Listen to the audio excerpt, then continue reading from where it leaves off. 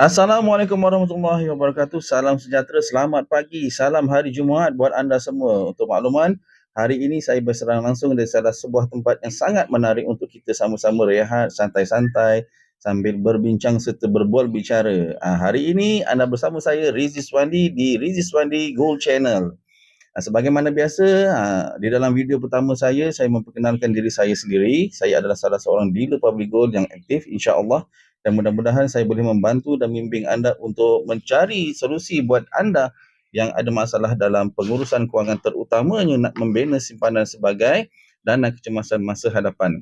Walaupun ada di kalangan kita mengatakan bahawa takkanlah nak simpan emas ini untuk dana kecemasan, sedangkan emas ini kan susah nak dicairkan, nak kena pergi ke kedai dan sebagainya untuk ditukarkan dalam bentuk tunai untuk digunakan sebagai perbelanjaan seharian. Tetapi dengan mindset, dengan cara yang betul, insya-Allah anda boleh menggunakan emas ini sebagai dana kecemasan. Sebab kenapa? Sebab kalau selama ini anda gagal untuk membuat simpanan tunai ataupun simpanan di dalam akaun bank sebagai dana kecemasan anda, yang sepatutnya hari ini kalau anda dah ada simpanan ataupun dah bekerja selama 20 tahun, sekurang-kurangnya anda sepatutnya dah ada simpanan sebanyak nilai bersamaan dengan 1 tahun gaji anda.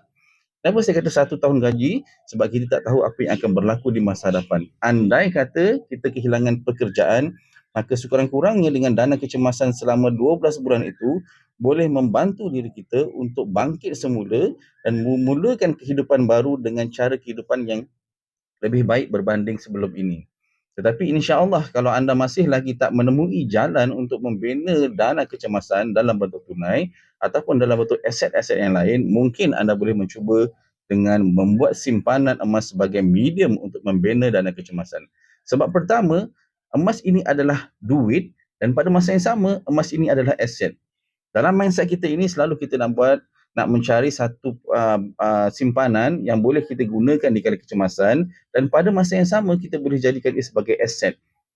Sebagai contoh hari ini, kalau kita hendak keluar negara, kita tak perlu membawa harta kita yang banyak di Malaysia untuk ke luar negara, tetapi apa yang perlu kita bawa adalah selain daripada duit sebagai pertukaran, kita boleh bawa emas untuk kita gunakan sebagai barang pertukaran sekiranya kita memerlukan tunai bila kita berada di luar negara.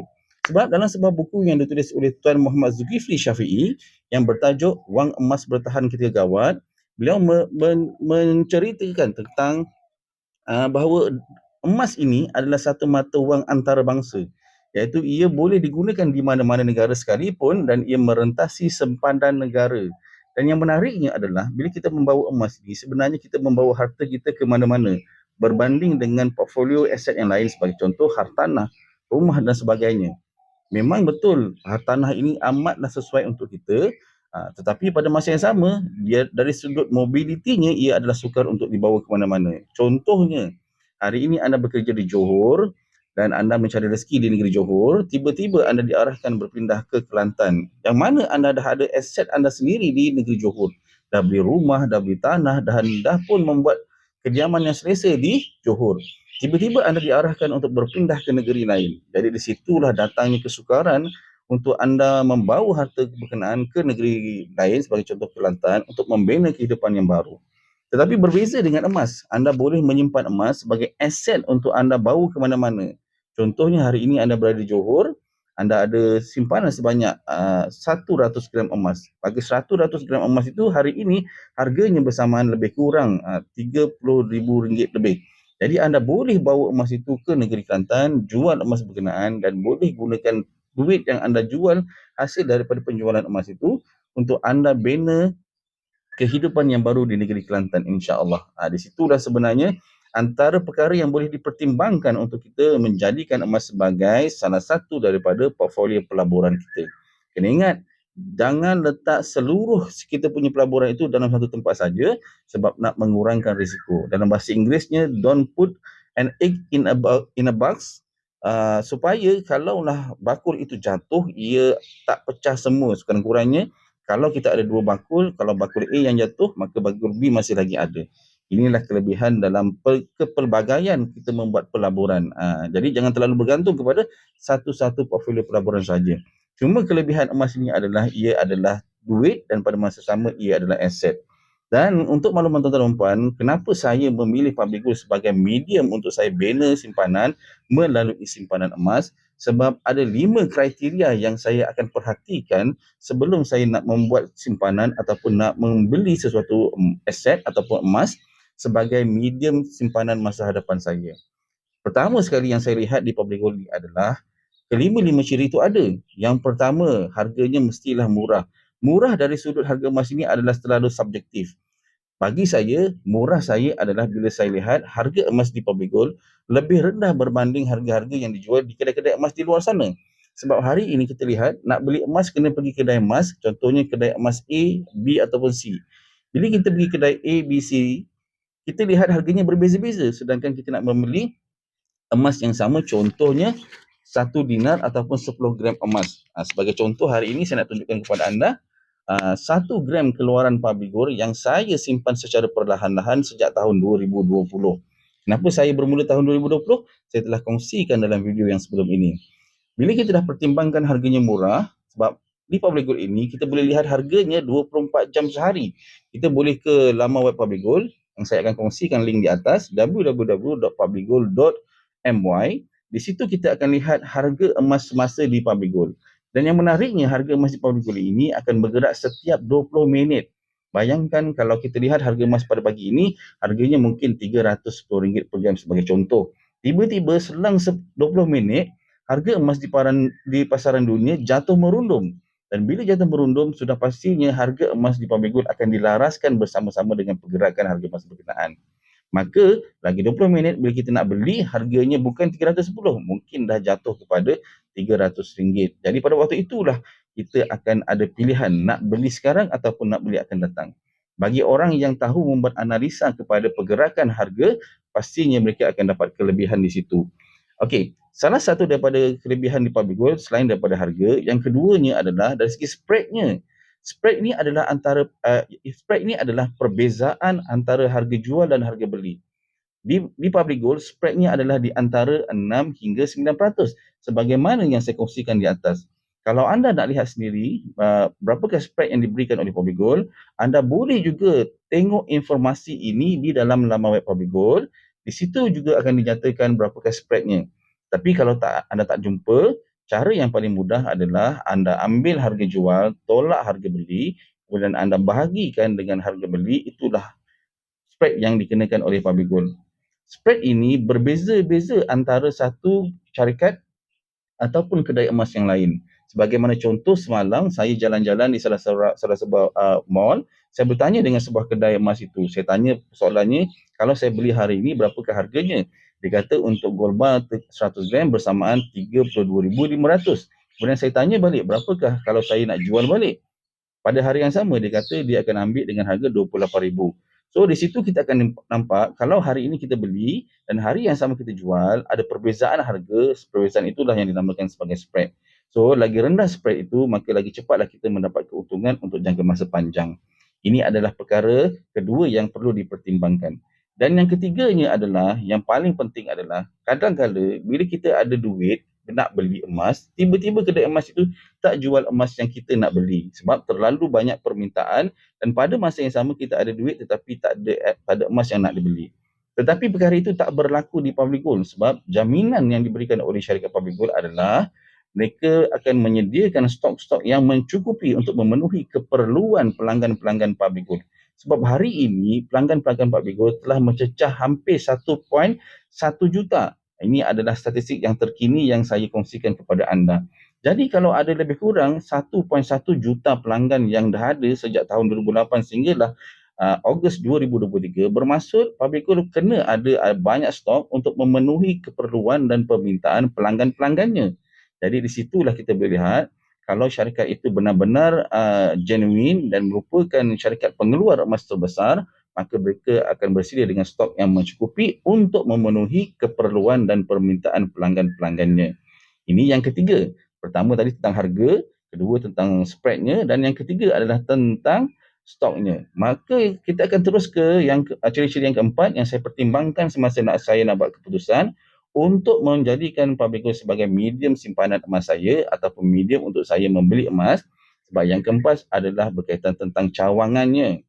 Kenapa saya kata cawangan? Sebab kebanyakan daripada kita, bila kita beli emas, pastinya sampai satu masa nanti kita akan menjual balik emas berkenaan untuk kita mendapatkan tunai, untuk kita gunakan sebagai backup perbelanjaan kita ataupun sebagai backup aset masa depan kita. Contohnya, kita dah pernah beli emas di Public Gold pada tahun 2008. Mungkin pada waktu itu harganya hanyalah sekitar RM100 lebih. Dan hari ini kita dah dapat keuntungannya, so kita nak jual. Jadi nak jual di mana? Itulah persoalan yang selalu ditimbulkan oleh kebanyakan pembeli-pembeli ataupun penyimpan-penyimpan emas. Yang terbaiknya adalah anda jual balik kepada tempat yang anda beli emas berkenaan. Kalau anda beli di Public Gold, jual balik di Public Gold. Itu sebabnya bila kita bercerita tentang cawangan, di Public Gold ada 18 cawangan sebagaimana yang saya nyatakan di atas. Kalau ada 18 cawangan di seluruh Malaysia ini, tak jadi masalah. Kita nak jual bila dan di mana kita dah tahu. Contohnya kalau anda berada berdekatan dengan Johor Bahru, anda boleh ke cawangan Johor Bahru di Taman Molek. Saya kongsikan lokasinya. Dan yang paling penting adalah mudahnya untuk kita nak jual emas ini, selain daripada kita ada pilihan nak jual dengan kedai-kedai emas di tempat lain, yang terbaiknya adalah kita jual semula kepada tempat yang kita beli. Sebab pastinya tempat yang kita beli itu akan menjanjikan harga yang terbaik. Sebab setiap kedai itu ada preferensinya yang berbeza. Mungkin kedai A akan menawarkan harga A, kemudian kedai B akan menawarkan harga B, dan kita sebagai pihak yang ada barang berkenaan ada pilihan untuk nak jual di mana. Inilah kelebihan kita sebab emas itu adalah aset hak milik sepenuhnya kita dan kita boleh gunakan dan boleh jual pada bila-bila masa tanpa perlu memikirkan persoalan-persoalan yang terlalu pening kepala. Ini adalah contoh 1 dinar yang saya keluarkan daripada platform Public Gold. Ini adalah koleksi 1 dinar yang mana koleksi ini adalah koleksi edisi terhad bulan Syawal tahun 2023.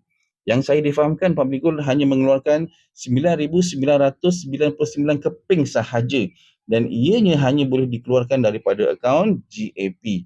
Apakah dia akaun GAP?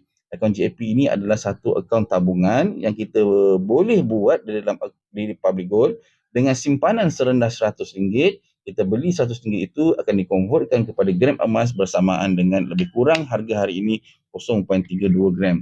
Jadi setiap kali kita beli RM100, kita akan dapat emas lebih kurang 0.32 gram bergantung harga emas semasa.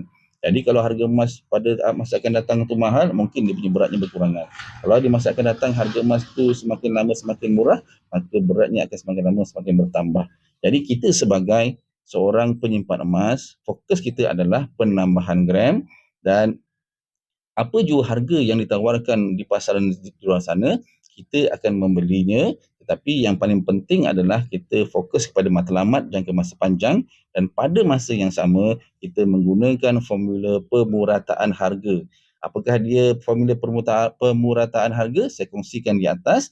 Tapi bagaimanakah kita nak buat pengiraan pemurataan harga? Mungkin saya akan kongsikan di video akan datang insya-Allah. Sebab dalam dunia emas ini ada banyak sangat ilmu-ilmu yang bermanfaat yang boleh kita gunakan untuk kita mengenal pasti sama ada emas yang kita beli itu berbaloi untuk kita dan kita anggap ia adalah simpanan jangka masa panjang. Saya dah kongsikan tadi yang pertama tentang dia punya harga, kedua tentang dia punya spreadnya, ketiga tentang dia punya stoknya dan keempat berkenaan cawangannya. Jadi kalau kita dah ada 4 ciri ini dan yang terakhir yang paling penting juga adalah bila kita nak jual balik emas berkenaan, pastikan bahawa syarat-syarat yang dikenakan oleh syarikat berkenaan tidaklah terlalu cerewet sehingga menyukarkan kita menjual emas yang kita beli daripada syarikat berkenaan.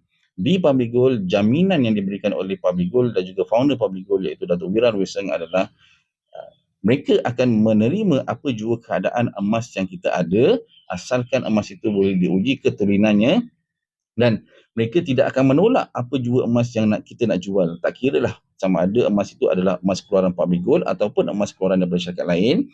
Cuma kelebihan sebagai seorang pembeli emas di Public Gold, bila kita jual semula emas keluaran Public Gold sebagaimana contoh ini, 1 dinar emas keluaran Public Gold akan menawarkan harga yang terbaik untuk 1 dinar ini. Kalau anda nak cek harga emas di Public Gold pada hari ini, anda boleh klik di website www.publicgold.my. Di situ akan tertera semua harga-harga yang ditawarkan di Public Gold pada hari ini dan ia akan bergerak mengikut pergerakan harga emas semasa. Inilah yang menariknya di Public Gold yang tiada dalam platform yang lain. Dan kita dah tahu, bila kita dah tahu lima-lima ciri ini, maka kita akan buat pilihan yang terbaik, sebab kelima-lima ciri ini amatlah penting untuk kita pertimbangkan untuk membolehkan apa jua aset yang kita beli, terutamanya aset simpanan emas, kita gunakan dengan sebaiknya. Jadi sahabat-sahabat sekalian, kalau anda rasa ilmu yang saya kongsikan ini memberi manfaat buat anda kongsikanlah dengan sahabat-sahabat yang lain. InsyaAllah di masa akan datang saya akan berkongsikan kepada anda ilmu-ilmu yang lain berkaitan ilmu emas, insya-Allah. Jadi sementara itu jangan lupa subscribe, share dan juga kongsikan ilmu ini kepada orang lain. Mudah-mudahan ramai orang di luar sana mendapat manfaat yang sama sebagaimana anda rasai pada hari ini, insya-Allah. Jadi kalau anda berminat untuk memulakan simpanan emas, apa kata anda boleh telefon saya ataupun WhatsApp saya, insya-Allah saya akan bantu anda untuk memulakan simpanan emas di Public Gold. Kenapa? Sebab saya adalah dealer aktif di Public Gold dan insya-Allah saya akan membantu anda sebaiknya, sebab sebagai dealer mereka bertanggungjawab untuk membantu pelanggan-pelanggan Public Gold untuk membuat simpanan, membuat pembelian dan menggunakan Public Gold dengan sebaiknya bagi mencapai matlamat mereka dalam dunia simpanan emas itu sendiri. Dapat sesuatu, saya Rizky Swandi, berikan Public Gold anda. Assalamualaikum warahmatullahi wabarakatuh. Kita berjumpa lagi di masa akan datang.